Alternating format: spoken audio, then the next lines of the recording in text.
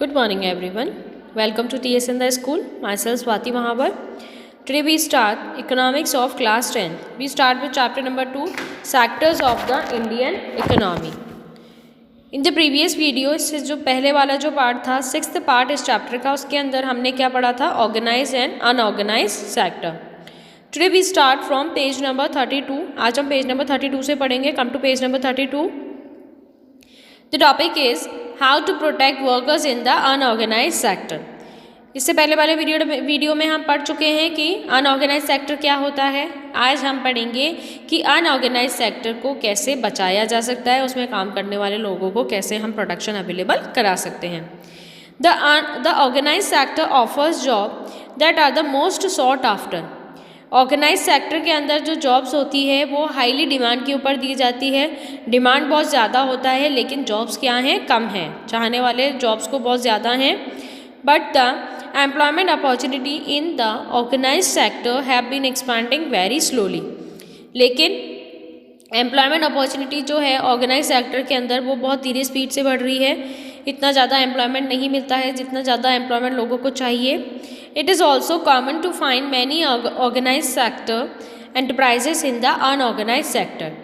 Generally ये भी देखने को मिलता है कि देखने में तो ऑर्गेनाइज सेक्टर हैं लेकिन वहाँ पर भी अनऑर्गेनाइज सेक्टर के जैसे काम किया जाता है. अनऑर्गेनाइज सेक्टर की तरह ही वो रन करते हैं. They adopt such strategies to evade taxes and refuse to follow laws that protect labourers. कुछ तरीके वो अपनाते हैं, कुछ स्ट्रैटेजी वो लोग लगाते हैं कि ना तो उनको टैक्स देना पड़े. किसकी बात कर रहे हैं हम यहाँ पे? ऑर्गेनाइज सेक्टर के लोगों की. कि ना तो उनको टैक्स देना पड़े, ना ही वो लॉ जो रूल्स और रेगुलेशन गवर्नमेंट बनाती है उन रूल्स और रेगुलेशन को मानते हैं जिससे लोगों को प्रोटेक्ट किया जा सके, लोगों को सिक्योरिटी वहाँ पर दी जा सके. तो इस तरह के रूल्स और रेगुलेशन भी वो नहीं मानते हैं भले ही वो ऑर्गेनाइज सेक्टर के अंदर ही क्यों ना आते हों. As a result a large number of workers are forced to enter the unorganized sector jobs. बहुत सारे लोग ऐसे हैं जो कहाँ रन कर रहे हैं? अनऑर्गेनाइज सेक्टर की जॉब्स के अंदर रन कर रहे हैं. विच पे अ वेरी लो सैलरी. जिनके अंदर सैलरी क्या होती है? बहुत कम होती है. They are often exploited and not paid a fair wage. ना तो वहाँ पर सैलरी अच्छी दी जाती है, ना ही वहाँ पर फेयर मतलब वेज. यानी कि जितना अच्छा वो काम करते हैं, जितना ज़्यादा उनसे काम कराया जाता है, जितना ज़्यादा उनका वर्कफोर्स लगता है, उतना भी पैसा उनको नहीं दिया जाता है. These jobs are not secure and have no other benefit. ना ही ये जॉब्स क्या हैं?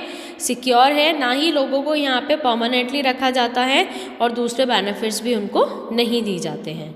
Since the 1990s, it is also common to see a large number of workers losing their jobs in the organized sector. 1990 की अगर हम बात करते हैं तो बहुत सारे लोग ऐसे हैं जिन्होंने अपनी जॉब खो दी थी. कहाँ पर? ऑर्गेनाइज सेक्टर के अंदर. These workers are forced to take up jobs in the unorganized sector with low earnings. अब जिन लोगों ने अपनी जॉब खो दी थी ऑर्गेनाइज सेक्टर के अंदर, उनको मजबूरन कहाँ जाना पड़ा? अनऑर्गेनाइज सेक्टर के अंदर अर्निंग के लिए जाना पड़ा. Hence, besides the need for more work, there is also a need for protection and support of the workers in the unorganized sector. ज़्यादा काम के लिए कम प्रोटेक्शन दिया जाता है. वहाँ पे काम ज़्यादा कराया जाता है, प्रोटेक्शन बहुत कम है, सिक्योरिटी बहुत कम है और ना ही वहाँ पर किसी भी तरह का कोई सपोर्ट वर्कर्स के साथ में किया जाता है. कहाँ पर? अनऑर्गेनाइज सेक्टर के अंदर. Who are these vulnerable people who need protection? In the rural areas, the unorganized sector mostly comprises of landless agricultural laborers. अब रूरल एरिया की अगर हम बात करते हैं तो वहाँ पर जो लैंडलेस एग्रीकल्चर लेबर्स यानी कि एज अ लेबर जो दूसरे की ज़मीन के ऊपर दूसरे के यहाँ पर जाकर काम करते हैं, जिनकी खुद की ज़मीनें नहीं होती है, वो लोग आते हैं इसके अंदर. स्मॉल और मार्जिनल फार्मर्स आते हैं, शेयर क्रॉपर्स, आर्टिसंस, ये सब लोग हमें यहाँ पर देखने को मिलते हैं.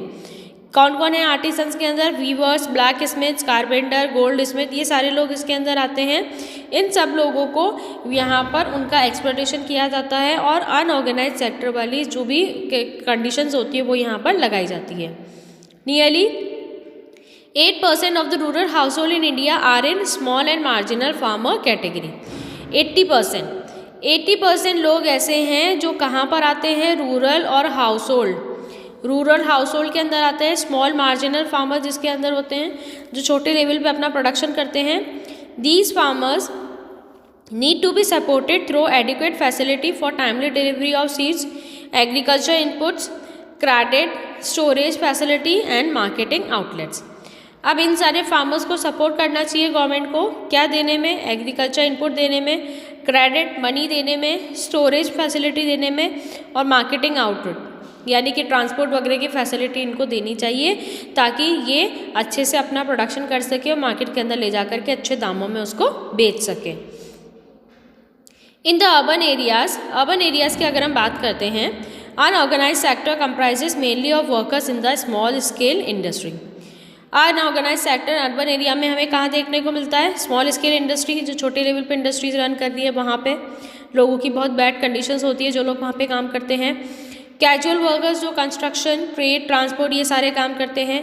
And those who work as street vendors, और उन लोगों की बात होती है यहाँ पे जो क्या होते हैं, स्ट्रीट वेंडर्स होते हैं, हेड लोड वर्कर्स होते हैं, गारमेंट मेकर्स होते हैं, रैक पिकर्स यानी छोटे मोटे अपने जो भी अपने लेवल पे वो काम करते हैं जिसमें डेली का वो अपना अर्न कर सके, ये सारे किसके अंदर आ जाएंगे, unorganise sector in the urban area. Small scale industry also needs government support for procuring raw material and marketing of output. अब जो स्मॉल स्केल इंडस्ट्री है उसको भी गवर्नमेंट की ज़रूरत पड़ती है, किस लिए, ताकि वो रॉ मटेरियल अच्छे से मिल सके, उसको सस्ते दामों में मिल सके और मार्केटिंग फैसिलिटी उसको मिल सके ताकि वो अपने प्रोडक्ट को अच्छे दामों में मार्केट के अंदर ले जा करके सेल कर सके। The casual workers in both rural and urban areas need to be protected. अब जो कैजुअल वर्कर्स हैं जो स्मॉल एरिया के अंदर काम कर रहे हैं, जो अर्बन एरिया के अंदर काम कर रहे हैं और जो लोग रूरल एरिया के अंदर काम कर रहे हैं, दोनों को प्रोटेक्शन दिलाने की यहाँ पर ज़रूरत है। हमें दोनों लोगों को, दोनों जगह के लोगों को यहाँ पे प्रोटेक्शन दिलाना है, चाहे वो ऑर्गेनाइज में हो, चाहे वो रूरल एरिया के अंदर हो, चाहे वो अर्बन एरिया के अंदर हो। ठीक है, कौन से सेक्टर के लोगों की बात हो रही है यहाँ पे, unorganise sector. We also find that majority of the workers from scheduled caste, tribe and backward communities find themselves in the unorganized sector। अब unorganized sector में ज़्यादातर लोग कहाँ से आ जाते हैं, ST, SC और बैकवर्ड कम्युनिटी के लोग ज़्यादातर अनऑर्गेनाइज सेक्टर के अंदर इन्वॉल्व होते हैं। Besides getting the irregular and law paid work, these workers also face social discrimination। एक तो उनको पैसा कम दिया जाता है, दूसरा उनके साथ में क्या किया जाता है, डिस्क्रिमिनेशन किया जाता है, ये उनका मेन प्रॉब्लम रहता है। Protection and support to the unorganise sector workers in this necessary for both economic and social development. जो प्रोटेक्शन और सपोर्ट दिया जाता है अनऑर्गेनाइज सेक्टर के अंदर वर्कर्स को, वो किसके लिए ज़रूरी है, इकोनॉमी के लिए भी ज़रूरी है और उनके सोशल डेवलपमेंट के लिए भी ज़रूरी है। यानी कि अगर उनको अच्छा वेजेस दिया जाएगा, अच्छा पैसा दिया जाएगा तो उनकी इकोनॉमिक कंडीशन अच्छी हो जाएगी और सोशल डिस्क्रिमिनेशन उनके साथ नहीं होगा, अच्छे से उनके साथ बिहेवियर होगा तो उनका सोशल डेवलपमेंट भी वहाँ पर पॉसिबल है। Now come to the next page. The heading is sectors in terms of ownership, public and private sectors. अब यहाँ पे दो सेक्टर्स की हम बात करते हैं, public sector and private sector. जो सेक्टर गवर्नमेंट रन करती है वो तो किसके अंदर आ जाएंगे, पब्लिक सेक्टर के अंदर, और जो सेक्टर्स प्राइवेट कोई पर्सन या कोई इंडिविजुअल या ग्रुप ऑफ पर्सन रन करते हैं वो किसके अंदर आ जाएंगे, प्राइवेट सेक्टर्स के अंदर आ जाएंगे। Another way of classifying economic activity into sectors would be on the basis of who owns asset and is responsible for the delivery of service। अब दो तरीके हैं इकोनॉमिक एक्टिविटीज़ को दो पार्ट्स के अंदर डिवाइड किया गया है और ये जो पार्ट्स हैं वो किस पर डिपेंड होते हैं, ओनर पे डिपेंड होते हैं।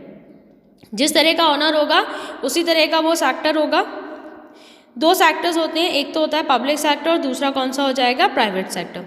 पब्लिक सेक्टर का ओनर कौन होता है, गवर्नमेंट होती है, सारे रूल्स और रेगुलेशन उसके थ्रू लिए जाते हैं, जिसकी खुद की प्रॉपर्टी होती है और जो सर्विस प्रोवाइड कराती है। और प्राइवेट सेक्टर कौन सा हो जाएगा, जिसका ओनर कौन होगा, एक पर्टिकुलर पर्सन होगा, उसकी खुद की प्रॉपर्टी होगी और खुद ही वो सारी सर्विसेज देता है, चाहे वो कोई प्राइवेट इंडिविजुअल हो, चाहे वो किसी कंपनी से रिलेट करता हो। नाउ रेलवेज और post office is an example of the public sector, various companies like TISCO और Reliance India Limited are privately owned. अब अगर हम यहाँ पे रेलवेज़ की बात करते हैं, रेलवे कौन रन करता है, गवर्नमेंट रन करती है, सबको पता है ये। तो रेलवे किसके अंदर चला जाएगा, पब्लिक के अंदर चला जाएगा। और टिस्को है, टाटा आयरन एंड स्टील की जो कंपनी है, और रिलायंस की जो कंपनी है, ये किस में चली जाएगी, प्राइवेट के अंदर चली जाएगी, क्योंकि प्राइवेट पर्सन्स इनको रन करा रहे हैं। Activities in the private sector are guided by the motive to earn profit. अब प्राइवेट वाला कि सिर्फ क्या चाहता है, प्रॉफिट कमाना चाहता है, उसको लोगों से कोई मतलब नहीं है। To get such services we have to pay money to these individuals and companies. अब ये प्राइवेट वाले जो सर्विस अवेलेबल कराते हैं, अगर वो जो भी सर्विस हमको दे रहे हैं, हम उनका उसको क्या करेंगे, पे करेंगे, पैसे देंगे, जो सर्विस वो हमको देगा। The purpose of the public sector is not just to earn profit. अब पब्लिक सेक्टर का पर्पस प्रॉफिट कमाना नहीं होता है, वो क्या चाहता है, सोशल वेलफेयर चाहता है। वो क्या चाहता है कि मैं जो भी काम करूँ उससे लोगों को अच्छा हो, लोगों का प्रॉफिट हो, लोगों का वेलफेयर हो। Government raise money through taxes and other ways to meet expenses on the services rendered by it. अब गवर्नमेंट जो कंपनीज चलाती है उसको प्रॉफिट तो कमाना नहीं है कि 2 रुपये की चीज़ 5 रुपये में बेचे, 3 रुपये का प्रॉफिट कमाए। गवर्नमेंट तो क्या करती है, 5 रुपये की चीज़ 2 रुपये के अंदर लोगों को अवेलेबल कराती है ताकि यहाँ पे लोगों का अच्छा हो सके। लेकिन गवर्नमेंट के पास पैसा कहाँ से आता है, जो टैक्स हम पे करते हैं वो ही पैसे गवर्नमेंट किस में लगाती है, पब्लिक सेक्टर के अंदर लगाती है, ताकि लोगों को वहाँ पे एम्प्लॉयमेंट दिया जाए, लोगों को वहाँ पे सस्ते दामों में चीज़ें अवेलेबल कराई जाए। समझ में आया आप लोगों को? Modern day government spend on a whole range of activity. What are these activity? Why do government spend on such activity? Let us find out. There are several things needed by the society as a whole, but which the private sector would not provide at a reasonable cost. अब जो private sector होते हैं वो कभी भी reasonable cost पे कोई भी चीज़ अवेलेबल नहीं कराते हैं। Why? Some of these need spending large sum of money which is beyond the capacity. कुछ लोगों को ज़्यादा पैसा चाहिए, ज़्यादा वो लोग क्या चाहते हैं कि हम ज़्यादा से ज़्यादा मनी यहाँ पर अर्न कर सकें, कि लार्ज मनी हम यहाँ पर अर्न कर सकें। और लोगों की कैपेसिटी जो होती है वो यहाँ पे क्या होती है, ज़्यादा कैपेसिटी वो लगाएं, यानी ज़्यादा से ज़्यादा प्रोडक्शन वो करें और ज़्यादा से ज़्यादा मनी अर्न कर लें, बस इतना वो चाहते हैं। Also collecting the money from thousands of people who use this facility is not easy. अब थाउजेंड्स ऑफ पीपल से ये सारे पैसे कमाना ये क्या है, ईजी टास्क नहीं होता है। Even if they do provide these things they would charge a high rate of their use. अब जो भी चीज़ें वो प्रोवाइड कराते हैं उसका वो हाई चार्ज लेते हैं, हाई चार्ज लेंगे जब भी तो उनका प्रॉफिट निकलेगा, नहीं तो उनका प्रॉफिट ही नहीं निकलेगा। Example are construction of roads, bridges, railway, harbors, generating electricity, providing irrigation through dams, etc. Thus, government have to undertake such heavy spending and ensure that these facilities are available for everyone. लेकिन public sector जो होती है, जो government होती है, उनका main role क्या होता है कि लोगों को फैसिलिटी अवेलेबल कराना, चाहे कितना भी पैसा उसके अंदर खर्च ना हो। ठीक है, गवर्नमेंट क्या करती है, रोड्स बनाती है, ब्रिज बनाती है, रेलवे, ये सारी फैसिलिटी लोगों को अवेलेबल कराती है ताकि लोग अपना सोशल वेलफेयर वहाँ पे कर सकें, मनी अर्न वो कर सकें। और गवर्नमेंट के पास ये सारे पैसे कहाँ से आते हैं, जो टैक्सेस हम पे करते हैं वही टैक्सेस गवर्नमेंट क्या करती है, हमारे ऊपर खर्च करती है। आया आप लोगों की समझ में? There are some activity which the government had to support. The private sector may not continue their production or business unless government encourage it. ठीक है, प्राइवेट सेक्टर जब तक अपना प्रोडक्शन और बिजनेस एक्सटेंड नहीं कर सकता, जब तक गवर्नमेंट उनको एनकरेज ना करे, यानी जब तक गवर्नमेंट उनको पैसा नहीं देगी तब तक वो अपना एक्सटेंड नहीं कर सकते प्रोडक्शन, क्योंकि उनके पास इतने पैसे होते ही नहीं है। गवर्नमेंट के पास तो बहुत पैसा है क्योंकि उसके पास टैक्सेस आते हैं, लेकिन प्राइवेट पर्सन के ऊपर इतने पैसे नहीं होते कि वो ज़्यादा प्रोडक्शन कर सके और ज़्यादा लोगों को एम्प्लॉयमेंट दे सके। For example, selling electricity at the cost of generation may push up the cost of production of goods in many industry. Many units, especially small-scale unit, might have to shut down. Government here steps in by producing and supplying electricity at rates which these industry can afford. Government has to be a part of the cost. अब अगर हम यहाँ पर एक example लेते हैं कि government electricity हमको अवेलेबल कराती है, ठीक है, हम इलेक्ट्रिसिटी हमारे घर में कहाँ से आती है, गवर्नमेंट देती है हमको। तो जो इलेक्ट्रिसिटी जनरेट हो रही है उसमें बहुत पैसा खर्च होता है, अगर वो पैसा गवर्नमेंट नहीं लगाएगी तो प्राइवेट पर्सन अगर उसको इलेक्ट्रिसिटी जनरेट करता है तो उसका कॉस्ट, रेट ऑफ कॉस्ट क्या हो जाएगा, इंक्रीज़ हो जाएगा, जिस कॉस्ट पे वो बिकेगी वो रेट इंक्रीज़ हो जाएगा। अब अगर हमें इलेक्ट्रिसिटी महंगा पड़ा तो अगर हम किसी चीज़ का प्रोडक्शन करते हैं तो हम उसकी प्राइस भी क्या कर देंगे, बढ़ा देंगे, तो अल्टीमेटली चीज़ें बहुत महंगी बिकने लग जाएगी मार्केट के अंदर और लोग उसको एफर्ट नहीं कर पाएंगे, लोगों के पास इतना पैसा नहीं है कि वो उस चीज़ को खरीद सके। तो गवर्नमेंट क्या करती है, यहाँ पे इलेक्ट्रिसिटी जनरेट करती है और सस्ते एफोर्डेबल प्राइसेस के अंदर वो लोगों को अवेलेबल कराती है, इंडस्ट्रीज़ को अवेलेबल कराती है, ताकि इंडस्ट्रीज़ कम पैसों के अंदर अपना प्रोडक्शन कर सके और कम पैसों के अंदर ही उस चीज़ को ले जा करके मार्केट के अंदर सेल कर सकें, ताकि लोग उसको एफर्ट कर सकें। समझ में आया आप लोगों को? Similarly the government in India buys wheat and rice from farmers at fair price. This is it stores in its godowns and sell at a lower price to consumer through ration shop. You have read about this in the food security chapter 9. ठीक है, last year के हमने PDS system पढ़ा था last class के अंदर, 9th class के अंदर फूड सिक्योरिटी चैप्टर के अंदर। तो पीडीएस क्या होता है? Public distribution system. बहुत अच्छे से बताया था मैंने आप लोगों को।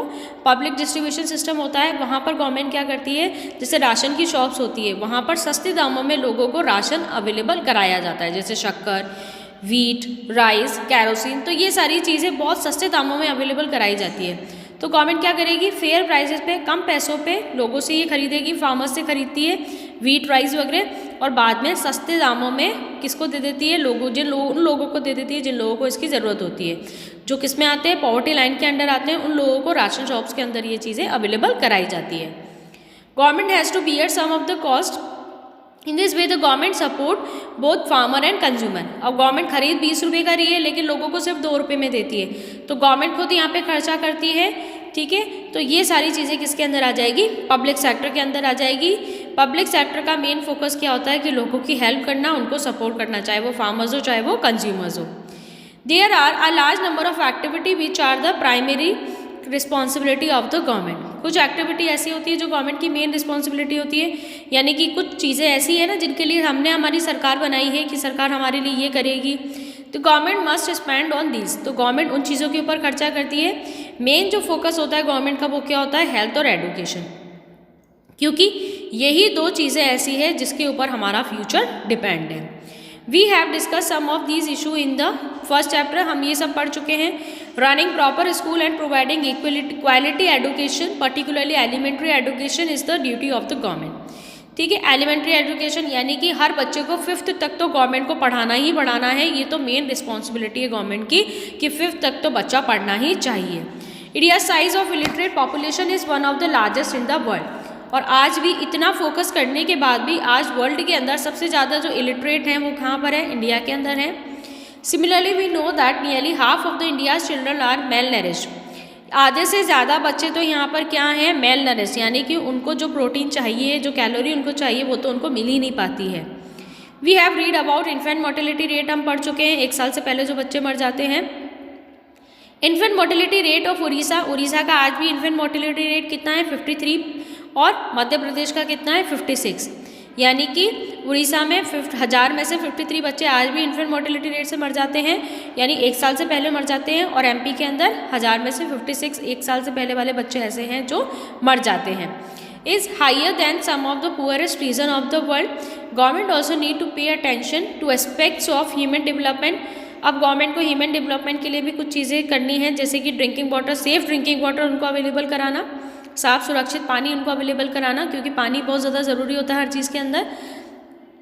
हाउसिंग फैसिलिटी, घर उनको अवेलेबल कराना for the poor, and food, और क्या अवेलेबल कराना, food, water, house and food, and nutrition, ताकि उनको न्यूट्रिशन मिल सके। It is also the duty of the government to take care of the poorest and most ignored region of the country through increase spending in such areas. ये government की moral responsibility है, moral duty है कि government को poor लोगों का उद्धार करना है, उनका अच्छा करना है, और जो इग्नोर्ड रीज़न है, यानी कि जो बैकवर्ड रीज़न है, जो आज भी पिछड़े हुए हैं, उन रीज़न के ऊपर गवर्नमेंट को ज़्यादा फोकस करना है। आया आप लोगों की समझ में? This chapter was completed. ये लास्ट पार्ट था इस चैप्टर का। ये चैप्टर बहुत इंपॉर्टेंट है, 2 से 3 क्वेश्चन तो इस चैप्टर में से आएंगे ही आएंगे। So you read it and learn it this chapter. Thanks for watching.